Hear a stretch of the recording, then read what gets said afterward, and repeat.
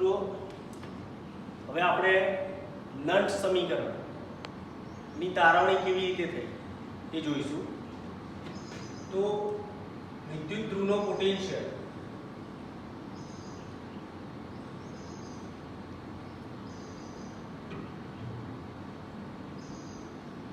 કઈ બાબતો ઉપર આધાર રાખે? તો વિદ્યુત ધ્રુવોનો પોટેન્શિયલ, તાપમાન, વિદ્યુત ધ્રુવોની પ્રકૃતિ, નેચર ઓફ ઇલેક્ટ્રોન્સ અને દ્રાવણની સાંદ્રતા ઉપર આધાર રાખે.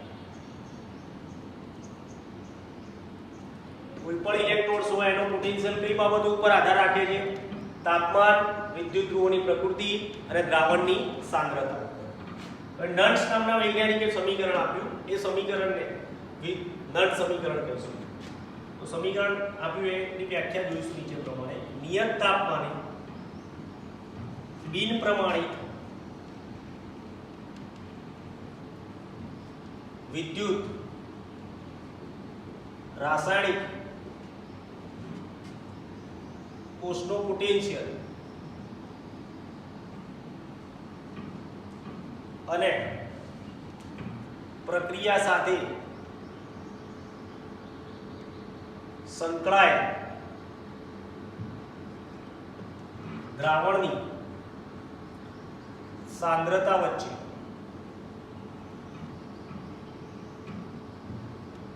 સંબંધ દર્શાવતું સમીકરણ.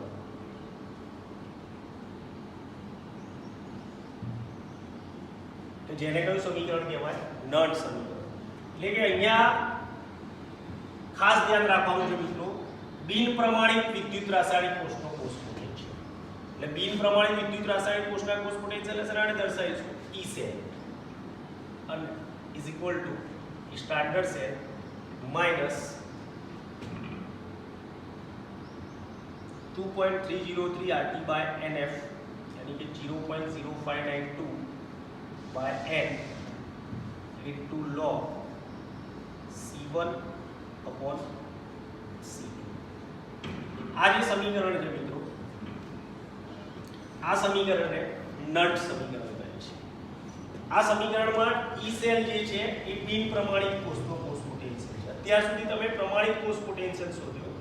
હવે તમારે કોઈ પણ કોષનો બિન પ્રમાણિત કોષ પોટેન્શિયલ શોધવો હોય તો તમારે નટ સમીકરણનો યુઝ કરવો પડશે. નટ સમીકરણ પ્રમાણે શું છે? E સેલ બરાબર E standard cell minus 0.059 upon n into log C1 by C2. यानी कि અહીંયા બિન પ્રમાણિત કોષનો કોષ પોટેન્શિયલ અને કોષની અંદર રહેલા દ્રાવણની સાંદ્રતા C1 અને C2, આ એનોડ જેમાં ડુબાડ્યું છે એ દ્રાવણની સાંદ્રતા છે અને આ જે કેથોડ જેમાં ડુબાડ્યો છે એ દ્રાવણની સાંદ્રતા છે. આ બંને વચ્ચે સંબંધ દર્શાવતું જે સમીકરણ છે એને મિત્રો આપણે નટ સમીકરણ કહીશું. હવે અહીં આ ઉપરોક્ત સમીકરણમાં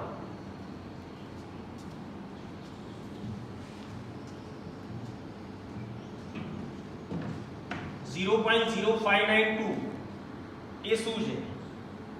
એ 298 કેલ્વિન તાપમાને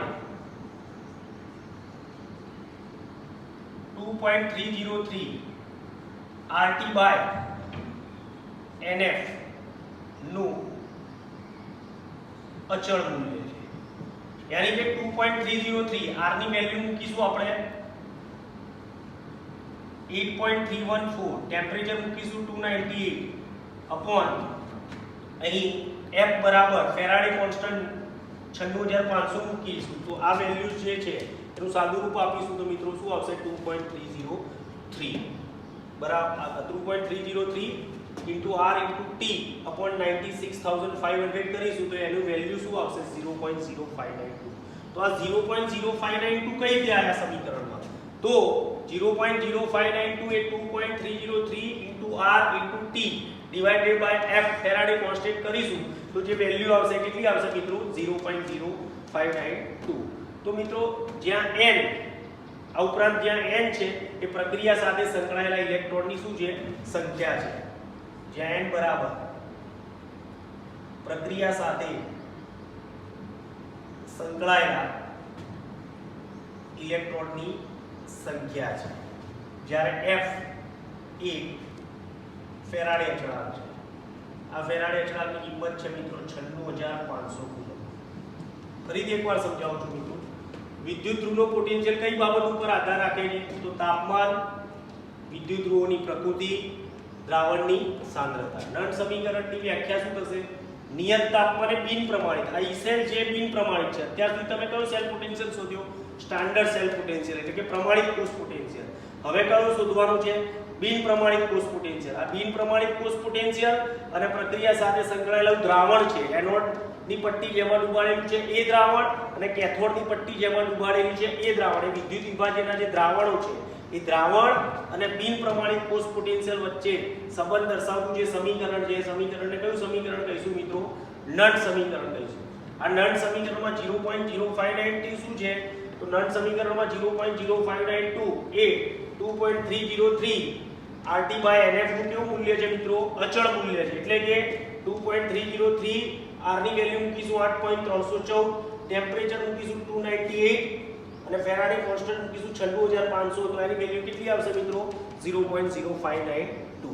હવે મિત્રો આ જે નળ સમીકરણ છે, આ સમીકરણ ક્યાંથી આવ્યું એ તમારે ક્યાંય પૂછાતું નથી, બરોબર? સમીકરણ માત્ર તમારે ન્યુમેરિકલ્સ ગણવા માટે પૂછાય છે, પરંતુ છતાં પણ આ નળ સમીકરણની તારવણી કઈ રીતે થઈ એ પણ આપણે જોઈશું. તો મિત્રો નળ સમીકરણની તારવણી શેના આધારે થઈ છે? તો નળ સમીકરણની તારવણી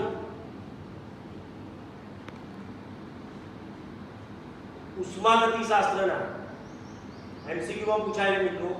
નળ સમીકરણની તારવણી કયા સિદ્ધાંતને આધારે કરવામાં આવી છે? તો નળ સમીકરણની તારવણી ઉષ્માગતિશાસ્ત્રના સિદ્ધાંતને આધારે કરવામાં આવી છે.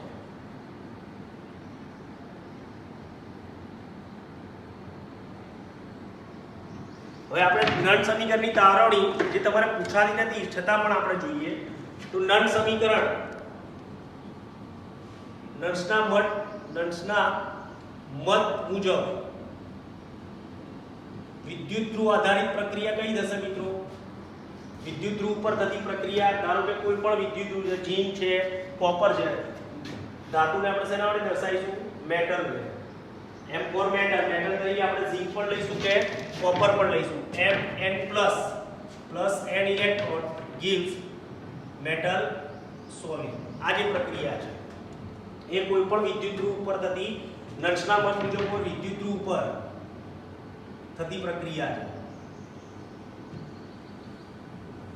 હવે આ જે પ્રક્રિયા છે એ પ્રક્રિયાની અંદર આપણે લખીશું E Mn plus oblique M is equal to E standard Mn oblique M minus RT by NF into ln M upon M plus. M ની સાંદ્રતા upon M plus ની સાંદ્રતા. અહીં M એ મેટલ ઘન હોવાથી તેની સાંદ્રતા અચળ લેતા, यानी कि m इज इक्वल टू શું લેતા? 1. તો શું થશે? E Mn plus oblique M is equal to standard M plus oblique M minus RT by NF ln 1 upon M plus. તો મિત્રો આ કોઈ પણ અર્ધકોષ માટે જ્યારે નળ સમીકરણ એપ્લાય કરવાનું હોય તો આપણે આ રીતે એપ્લાય કરીશું. હવે આ જ વસ્તુ આપણે ડેનિયલ કોષ ઉપર એપ્લાય કરીશું. તો Daniel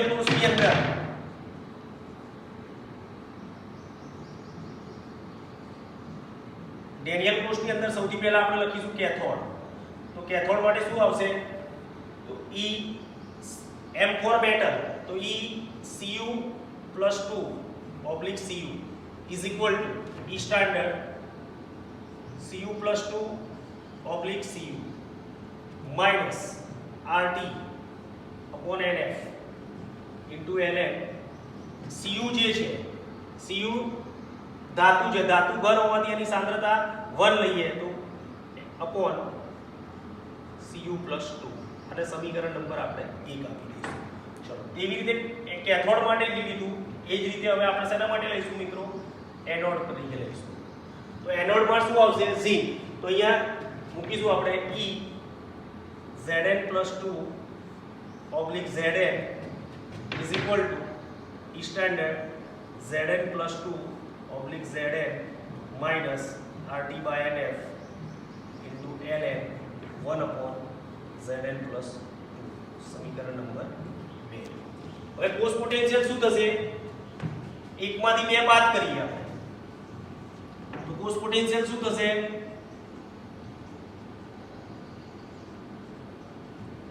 E cell is equal to E Cu + 2 / Cu minus E Zn + 2 / Zn. આના બરાબર શું થઈ જશે? E cell થઈ જશે, બિન પ્રમાણિત કોષ પોટેન્શિયલ. એટલે હવે લખીશું આપણે સમીકરણ 1 - 2. તો શું થશે? E standard Cu + 2 / Cu minus RT/NF ln 1/Cu + 2 minus E standard Zn + 2 / Zn minus minus plus plus RT/NF ln 1/Zn + 2. એકમાંથી બે બાદ કરી દીધી એટલે કે આ ECU + 2 / Cu minus EZn + 2 / Zn બરાબર તો શું લઈ લીધું આપણે? બિન પ્રમાણિત કોષ પોટેન્શિયલ. એટલે કે શું મળી ગયું? E cell. હવે જમણી બાજુ ECU + 2 / Cu minus RT/NF ln 1/Cu + 2. આમાંથી આ બાદ કર્યું minus EZn + 2 E standard Zn + 2 / Zn minus minus plus થશે plus RT/NF ln 1/Zn + 2. હવે આ માઈનસ આ કરીશું એટલે કે E standard Cu + 2 / Cu minus E standard Zn + 2 / Zn. यानी कि આમાંથી આ બાદ થશે minus RT/NF ln 1/Cu + 2 minus minus plus થશે plus RT/NF ln 1/Zn + 2 થશે. આના બરાબર શું થશે મિત્રો? તો આના બરાબર શું થશે? E સ્ટાન્ડર્ડ છે minus RT/NF ln 1/Cu + 2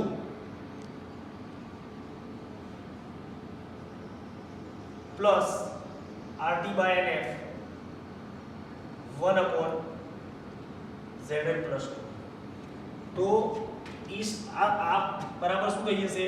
E standard cell minus RT/NF common નીકળશે ln Zn + 2 ની કોન્સન્ટ્રેશન્સ upon Cu + 2 ની કોન્સન્ટ્રેશન. એટલે આ સમીકરણ આપણું આવશે. સૌથી પહેલા E cell બરાબર આમાંથી આ વાત કરી હતું એટલે કે E cell બરાબર E standard cell minus RT/NF ln Zn + 2 ની concentrations upon Cu + 2 ની concentration. આ તમારું સમીકરણ આવી ગયું મિત્રો. હવે અહીંયા નેચરલ લોગ છે log. તો ln ને log માં કન્વર્ટ કરીએ यानी कि E cell is equal to E standard cell minus R ની વેલ્યુ મૂકીશું આપણે અહીંયા પ્રમાણે 8.314. ln ને log માં કન્વર્ટ કરીએ તો 2.303 વડે મલ્ટીપ્લાય કરીશું એટલે 2.303 8.314 t બરાબર 298.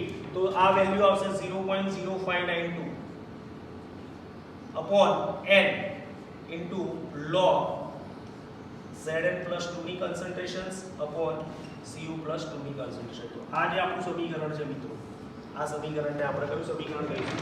નળ સમીકરણ. કયું સમીકરણ કહીશું? નળ સમીકરણ. મિત્રો આ નળ સમીકરણની તારવણી તમારે ક્યાં યાદ રાખવાની નથી. આ જસ્ટ ફોર યોર નોલેજ. તમારે માત્ર ને માત્ર આ એકલું ઇક્વેશન જ યાદ રાખવાનું છે. આટલો પોર્શન જ તમારે યાદ રાખવાનો છે. આ ઇક્વેશન કેવી રીતે આવ્યું એ મેં તમને સમજાવ્યું. એટલે આ કેવી રીતે આવ્યું તે પૂછાતું નથી, પણ આ સમીકરણ ક્યાંથી લાયા સાહેબ તમને ક્વેશ્ચન થાય એટલા માટે મેં તમને સમજાવ્યું છે. બાકી વાસ્તવમાં તમારે આ યાદ રાખવાનું નથી, છતાં પણ ફરીથી એકવાર સમજાવી દઉં. ડેનિયલ કોર્સમાં જો આપણે આ વસ્તુ એપ્લાય કરીએ તો સૌથી પહેલા ડેનિયલ કોર્સમાં કેથોડ તરીકે શું હોય છે? કોપર.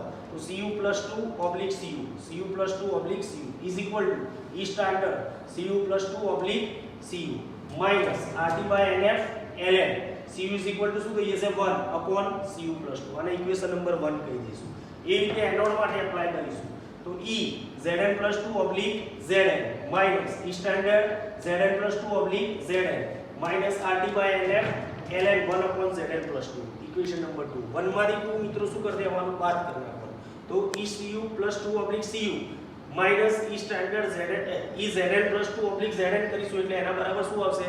બિન પ્રમાણિત કોષનો કોષ પોટેન્શિયલ. આ ડાબી બાજુનું થયું મિત્રો. હવે જમણી બાજુની બાદ બાકી કરીએ. E standard Cu+2/Cu minus RT/NF ln यानी कि log 1/Cu+2 minus આનામાંથી આ બાદ કરી minus E standard Zn+2/Zn minus છે minus minus plus થશે એટલે plus RT/NF ln यानी कि log 1/Zn+2. હવે શું થશે? આમાંથી આ બાદ કરો એટલે E standard સેલ થશે. E standard Cu+2/Cu minus E standard Zn+2/Zn यानी कि is equal to શું થશે? E standard cell. આ બંનેમાંથી શું કોમન નીકળે એવું છે? minus RT/NF ln 1/Cu+2 plus RT/NF log 1/Zn+2.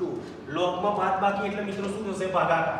એટલે E standard cell is equal to minus RT/NF log Zn+2/Cu+2. હવે આ જે log છે એને આપણે નેચરલમાં કન્વર્ટ કરી નાખીશું એટલે કે એને 2.303 વડે મલ્ટીપ્લાય કરી નાખીશું. r ની વેલ્યુ મૂકીશું, ટેમ્પરેચરની વેલ્યુ મૂકીશું અને ફેરાડે કોન્સ્ટન્ટ 96500 વેલ્યુ મૂકીશું તો આનું વેલ્યુ કેટલું આવશે? 0.0592. એટલે મિત્રો તમારે માત્ર આટલું યાદ રાખવું.